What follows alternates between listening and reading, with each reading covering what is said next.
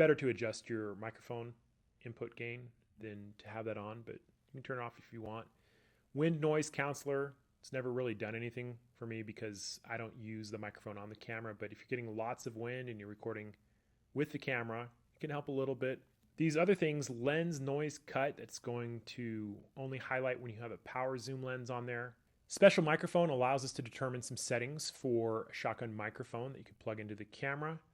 Sound output, you're going to have this on real time most of the time. XLR microphone adapter setting, we need the accessory, probably beyond the scope of this video, but when you plug that in, this will give you some options.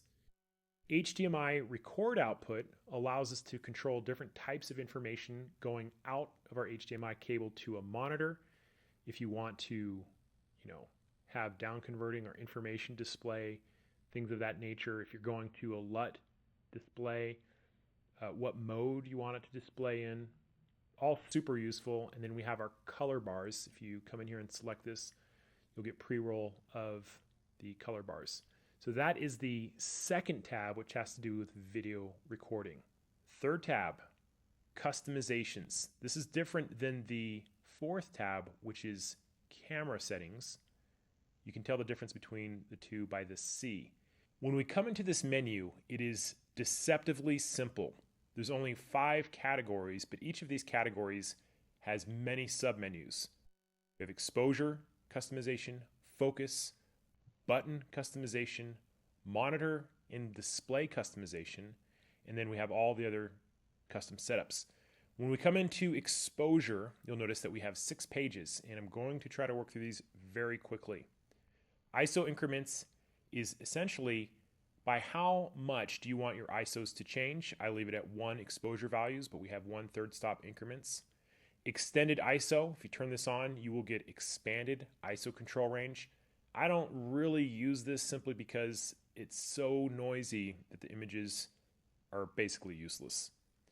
Exposure compensation reset means that when you turn the camera off, your exposure compensation would reset itself instead of having to come in and change it again. It's just preference.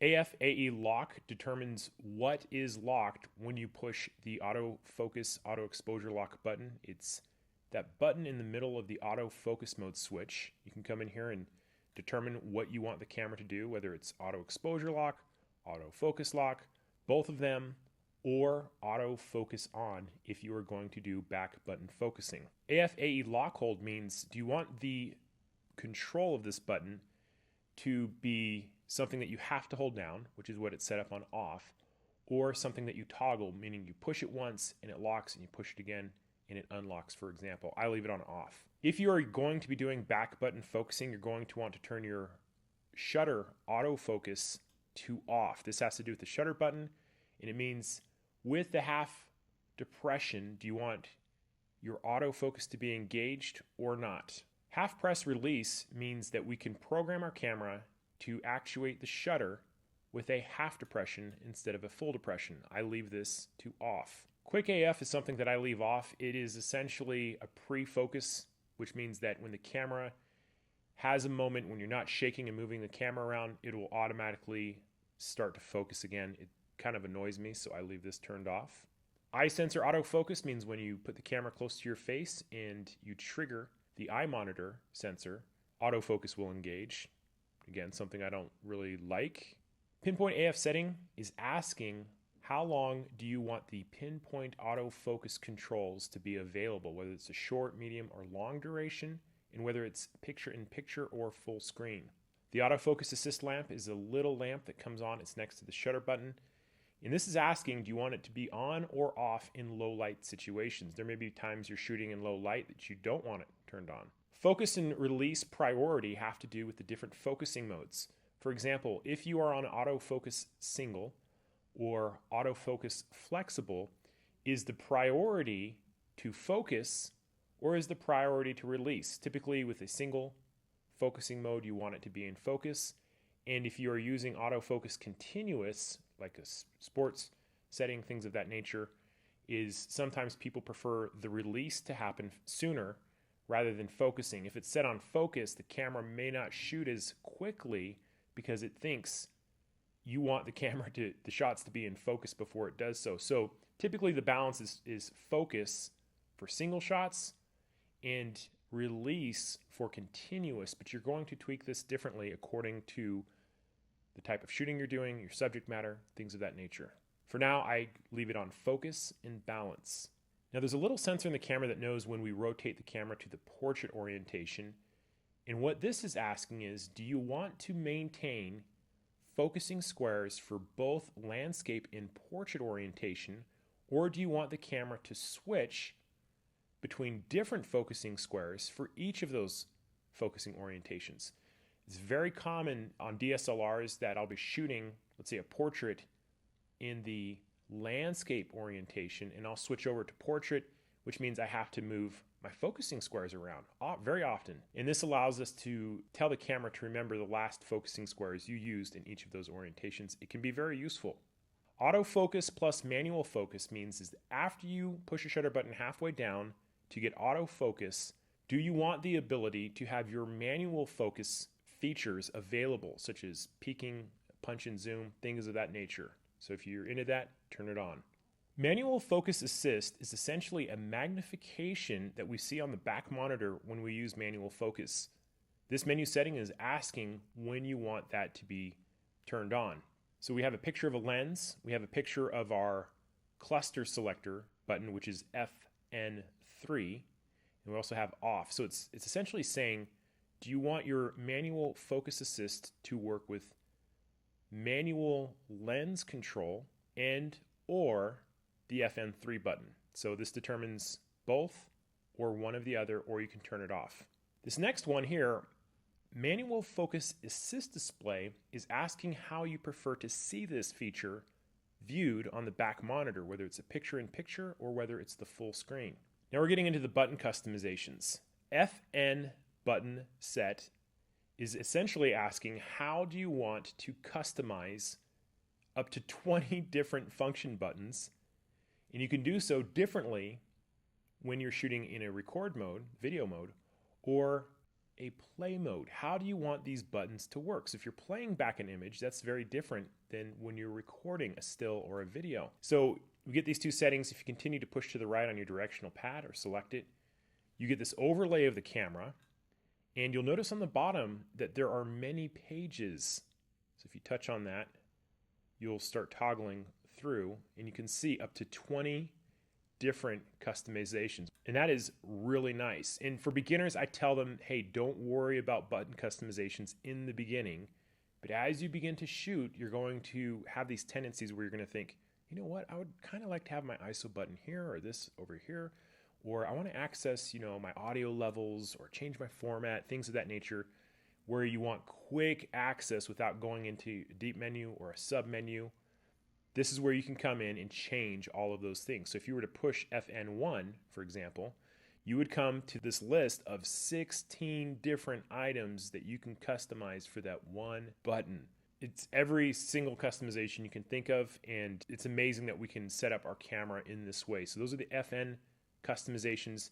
Keep in mind, again, you have this map, you can see which button it is you're customizing, and then you get the list of the things that you need. The Q menu is activated in a shooting mode by pressing the FN2 button. It's very useful. It allows us to use the touch monitor to change certain camera settings such as our picture styles, our aperture, our shutter speed, ISO, things of that nature.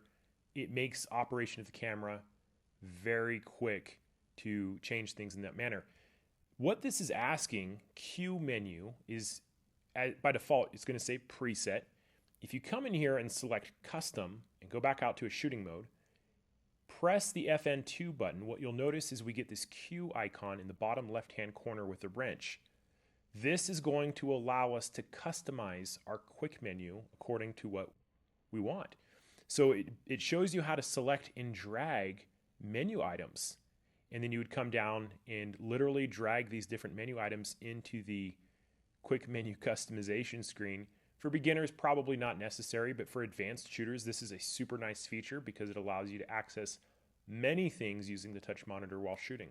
Dial set allows us to customize how our rotating wheels work, whether it's aperture control or shutter speed control. In the default mode, when you get the camera, the front wheel in manual mode at least, will control your aperture. The rear wheel will control your shutter speed. If you want to change those, you would come in here and change that. You can also change the direction of how those controls work.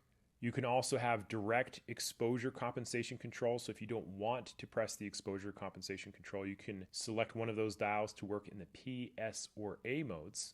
Dial operation switch setup refers to the FN1 button. You remember that custom button we can set up? This is where we change those things according to how the dials work. So if you were to come in here and change, let's say the front dial to be ISO, and you come back out and push FN1, you can see that we've changed that to be ISO control. Again, this is a preference thing. Joystick setting, I would definitely recommend leaving where it is, direct focus movement. This has to do with how the joystick is operating. You know, if you're looking through the viewfinder and you're changing a focusing square, this means that you just push on the joystick to change the position. There's some other ways we can use it as an FN or menu selection. You can also turn it off. Operation lock setting allows us to lock the touchscreen monitor. So if you're constantly bumping it, you can come in here and turn it off. We can also turn off the joystick and the cursor. We have a video button customization. If you like that red record button to record video, you're not going to change this, but if you bump it or you don't like it, you want to just turn it off, you can. We have the touch settings customization. So we have everything from the screen, and there is touch focusing available.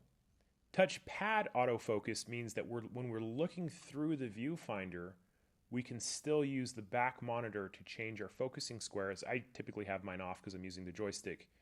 And then also we have these touch tabs, these little side tabs when we are shooting.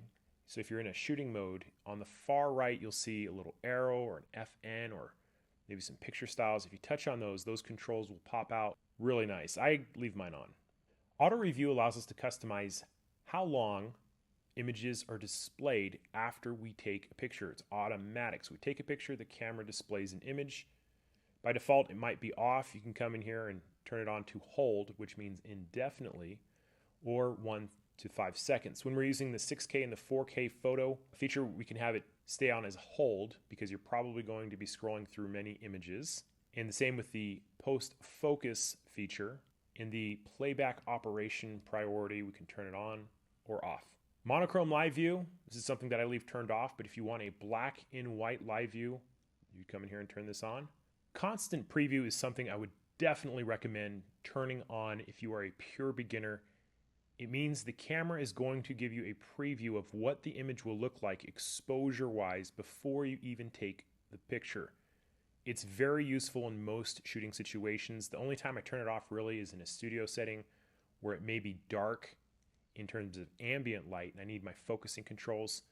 But this is a great learning tool. I would definitely recommend leaving it on. Many of these other settings are extremely useful. I'll go over each of them real quick and tell you what they are. Peaking is a focusing overlay. We can determine different colors and the intensity. I'll demonstrate this in the focusing lesson. It's a very useful tool if you're using manual focus. The histogram is a little picture-in-picture box that you can control to appear or not in your shooting mode when you look on the back screen. So you can see if things are going to clip out or not. I typically don't really use the histogram. I kind of look at the image, but there are times I do turn it on. Then we have our guidelines, different guidelines we can turn on. We have a grid, we have diagonals, all these different settings, and when you turn one of those on, you're going to see an overlay in your shooting mode screen. It allows you to line things up for architecture, or maybe you want consistent placement of a subject, things of that nature. Center marker designates the center of the frame. Highlight and zebra patterns sound very similar, but highlight has more to do with playback. So if you overexpose something and you play it back, you're going to get this flashing black and white on the parts of the image that were overexposed. This is a very useful tool in some situations. I use it for certain testing that I do with the cameras, but there are times you may want to overexpose. You want to make sure you get it, or there are times you're not going to want to overexpose, and this would allow you to see exactly in the image where it happened. The zebra patterns are really cool. You essentially get these dancing diagonals over parts of the image that are either going to clip out or almost clip out. And there are two zebra control settings, zebra 1 and zebra 2. By default, these are set to 80% and 100%. So, for example, at 100%, the zebra pattern is showing you everything that is overexposed and clipped out. The 80% pattern means that you're getting close, but you still are going to see that detail and that information. The beauty of this is that we can customize either one of these, but for most beginners, I just recommend, if you're going to use the zebra pattern, start off at that 100% and then tweak it if you're not happy with how that tool is giving you predictions. So very useful tools. I use them a lot for video shooting, things of that nature. These next 3 or 4 have to do with different types of viewing information as we're shooting. I recommend leaving them on the defaults. So exposure meter is our exposure tick marks on the bottom of the screen. The manual focus guide is that bar that allows us to control or see where our focus is, whether it's going further or closer to the camera. You also see that near the bottom of the screen.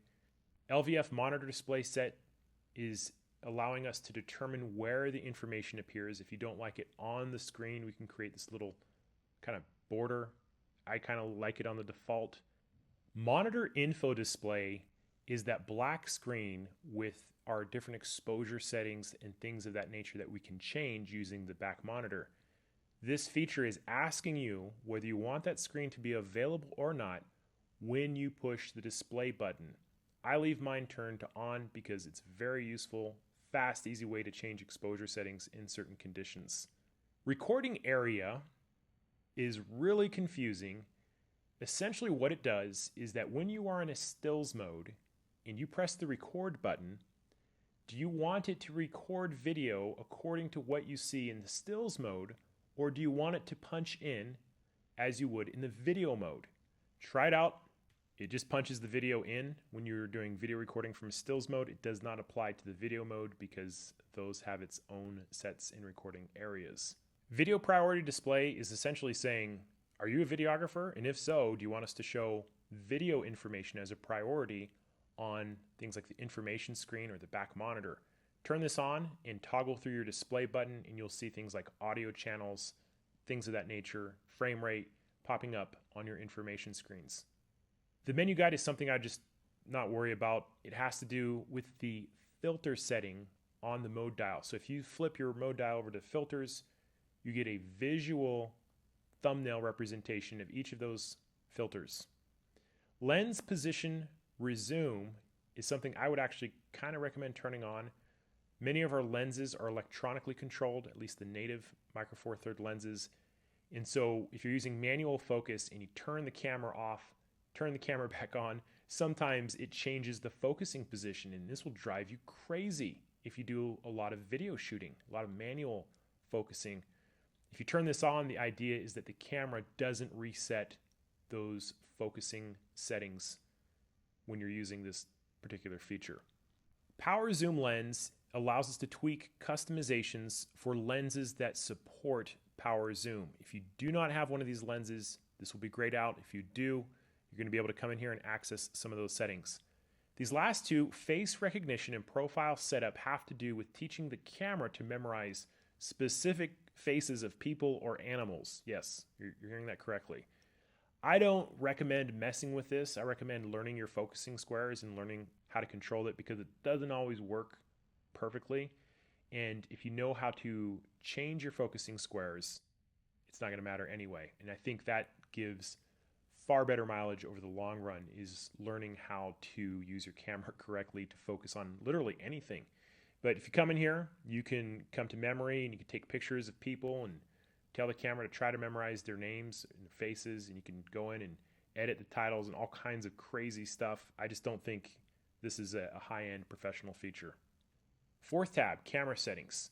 There is an online manual for the camera available. You can access it by either displaying this hyperlink and then going to that URL, or by using the QR code displayed on the back of the camera. The C1 and C2 positions on your mode dial are customizable. And the way this works is you set up the camera exactly the way you like to shoot.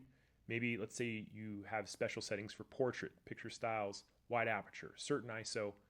You would dial all those in, come in here, select C1, and tell the camera to overwrite the current settings, you would select yes, and it would memorize all those settings to the C1 position. We actually have it for 5 positions. There's a C2 position as well.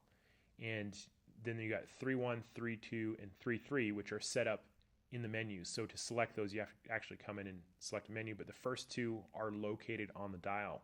Clock set allows us to set the clock, date, time of the camera.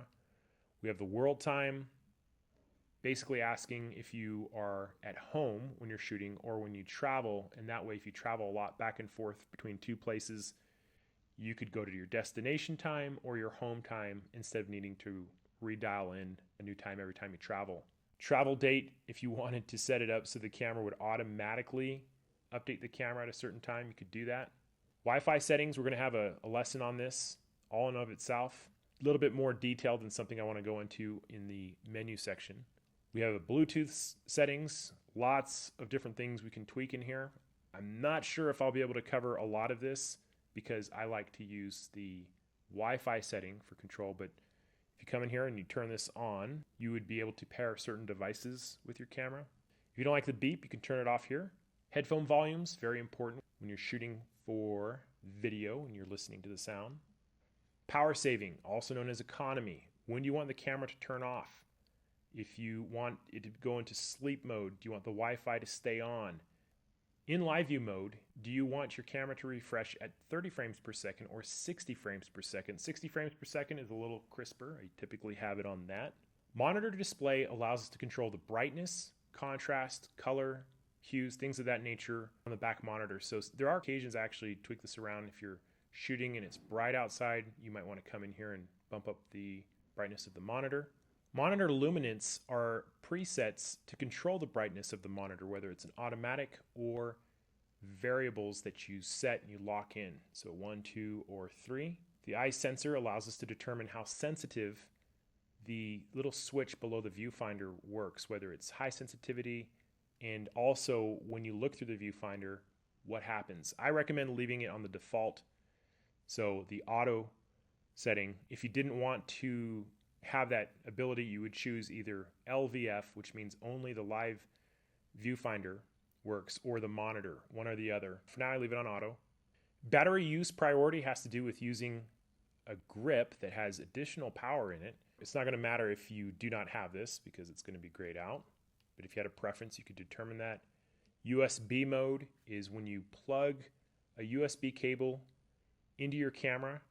It's going to allow us to control how that USB port works. TV connection allows us to determine how HDMI output is fed to a TV. Typically, auto should be working most of the time, but if you connect your camera to a television and it's not working, you can come in here and select whether it's 4K, 30p, 60p, 1080, things of that nature. It's for HDMI output. System frequency. For most of us, unless you know what PAL is, we are on NTSC. If you're shooting for cinema, you would probably come in here and change this to 24 hertz.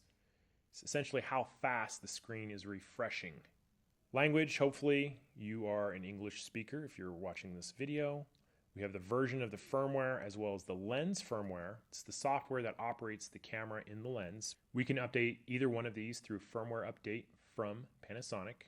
As many of you know, there is a Vlog picture style coming for the GH5. At the time of this recording, it's not available. Activate allows us to turn this on. We have to pay for it. I think it's like $100. But once we pay for that and we register all of our information, it's going to allow us to come in and use the Vlog profile on the GH5. Probably a good follow-up video once it's available. Folder and file settings allow you to pick a folder, create a new folder, or change the name of how your files are being recorded. So we have 2 SD card slots. This feature allows us to determine the recording method, how images are saved to the cards, whether it writes to one and when it fills up it writes to the other, or whether there's simultaneous and backup writing. I know a lot of wedding photographers who prefer this. You can also do video to one and stills to the other. We can also select the destination slot in terms of which card gets full first. Pretty handy. So let's say you spend an hour setting up the camera and all the customizations that you love, and you have a second camera and you want to transfer all of those settings to the second camera. You can save those exact settings onto an SD card slot and then transfer them to the new camera using the same feature. You'd come in and you would restore camera settings. Pretty cool. No reset means that we change the numbering sequence. It resets it to 0001. Reset means that we are restoring the camera to all of its default settings.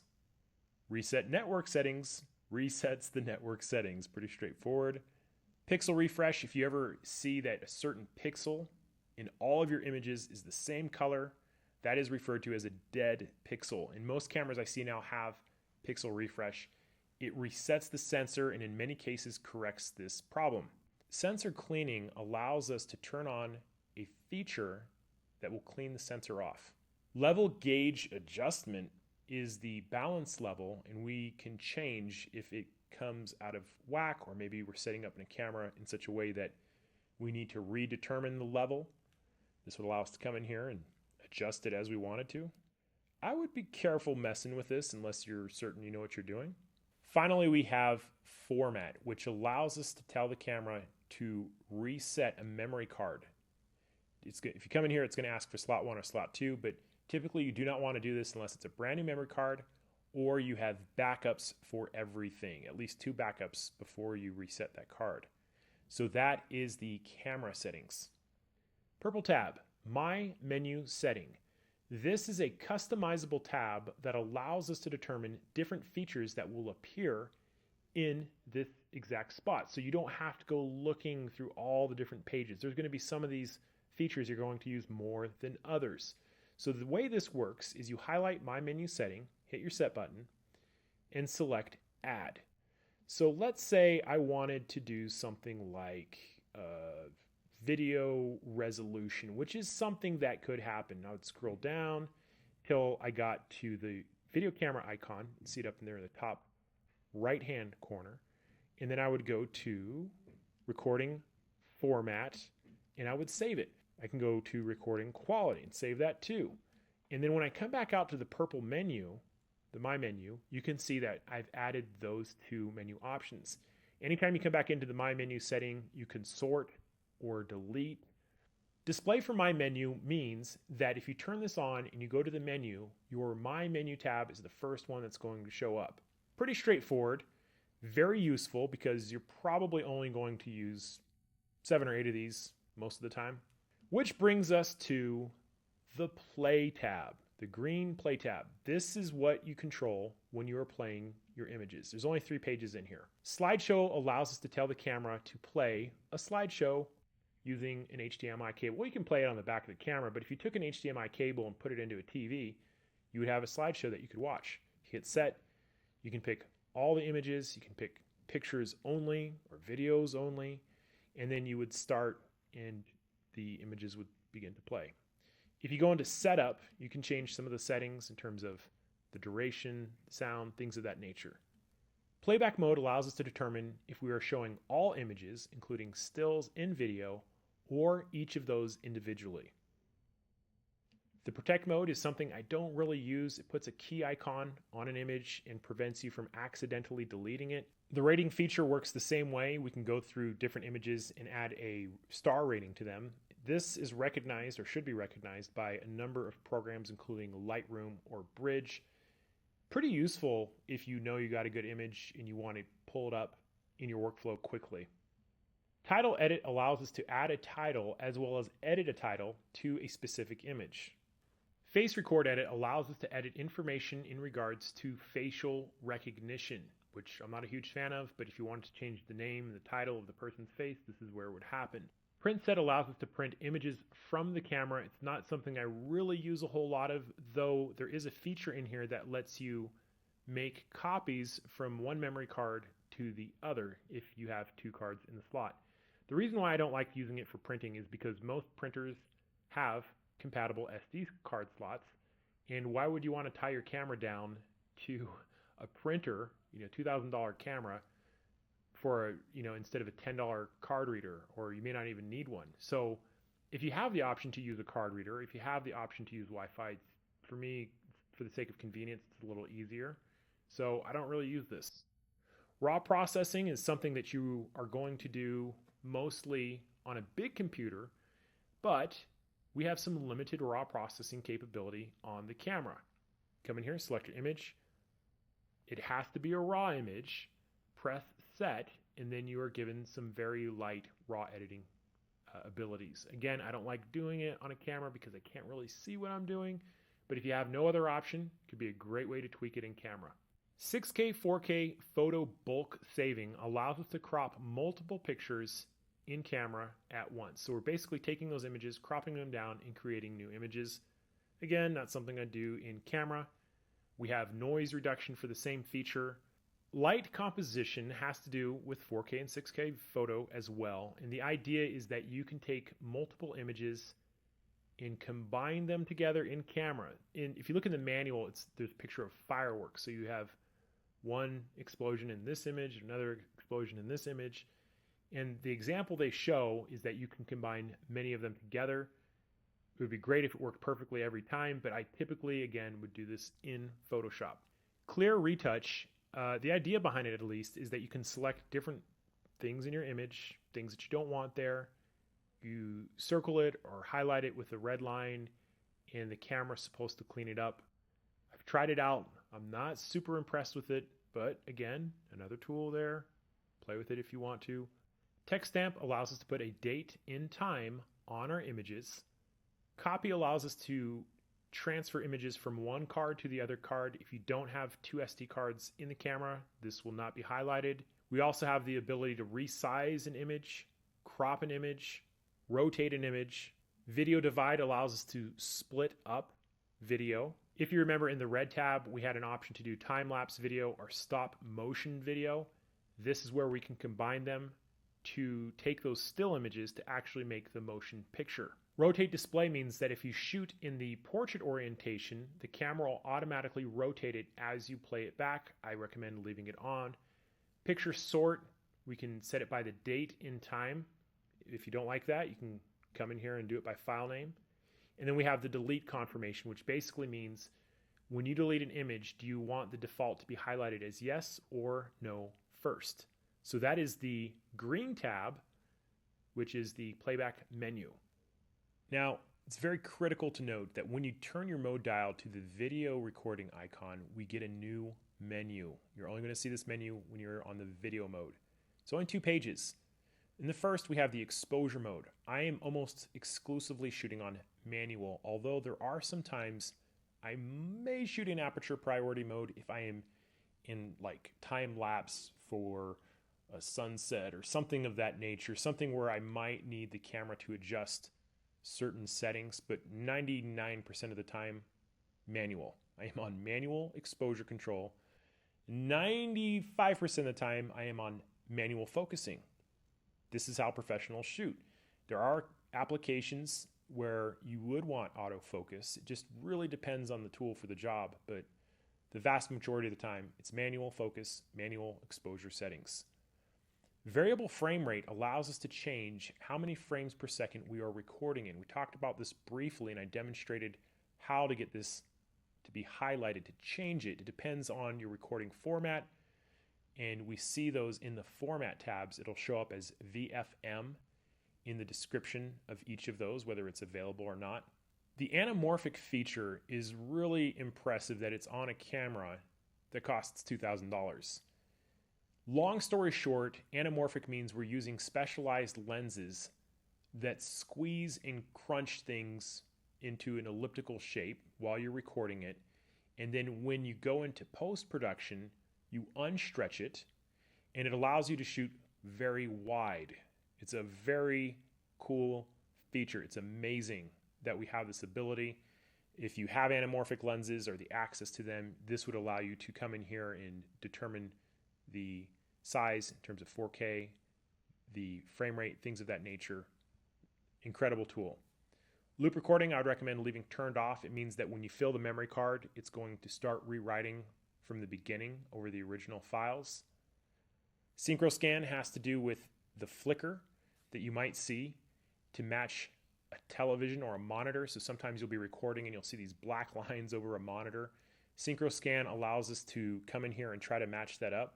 Master pedestal level has to do with the black levels. I would recommend staying away from this unless you know what you're doing, but we get an overlay and a preview of this if you want to adjust how your blacks are viewed for video. Shutter speed and gain operation have to do with how the terminology and how the camera works in regards to shutter speed and ISO. If you do not know what shutter angle or decibels are in terms of a visual image, you're probably not going to want to mess with this. If you're a beginner, just leave it on seconds and ISO. And those advanced videographers who are familiar with them, they may come in and change shutter angle, things of that nature. This allows them to access those types of settings.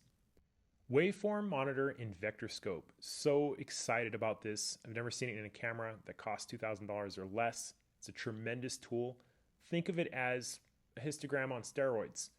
It essentially shows us specific parts of the frame that are in terms of their luminance values, dark being on the bottom, bright being on the top.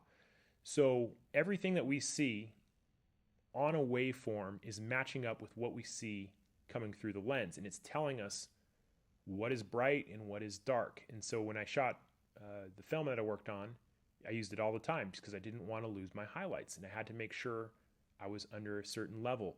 Vector scope I don't use as much, but we also have vector scopes. Focus transition is supposed to allow us to set up the camera to pull focus at variable speeds between different positions. I don't believe this is a serious tool. If you really need good focus pulling, you're going to have a human do it. But if you want to check it out, come in here, play around with it. You can change the speed, the positions, things of that nature. Finally, this last feature, 4K live cropping. I would not recommend messing with it. It essentially allows us to shoot in 4K, but to crop part of the frame out to output in HD. And this is something that you can and should do in post instead of in camera. In any event, that is the deep menu of the Panasonic GH5, and we have a lot more to cover.